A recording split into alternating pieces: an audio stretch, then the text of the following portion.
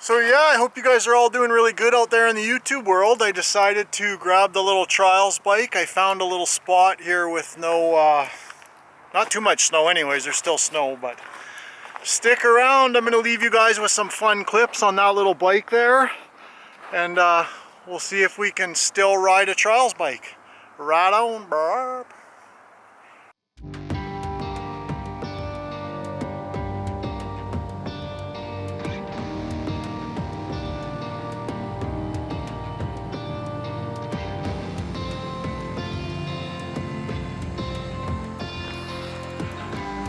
So that's my view for the day, not bad. You guys can see over there, that's where I usually do all my riding, up in those hills, but we got a lot of snow this year. I got this little area to play in, which is pretty awesome. You can see pavement, this whole thing's pavement. It's actually an old highway that was abandoned many years ago, but perfect.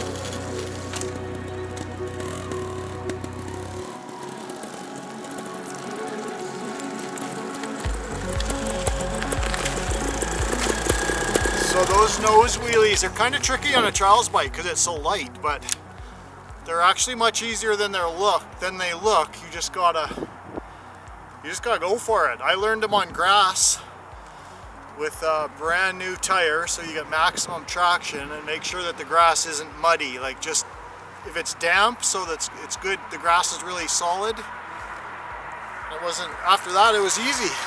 Or not easy, but not so intimidating. So yeah, I hope you guys enjoyed those few clips on the little trials bike there. That thing is definitely fun, I gotta be honest. It's like next level fun.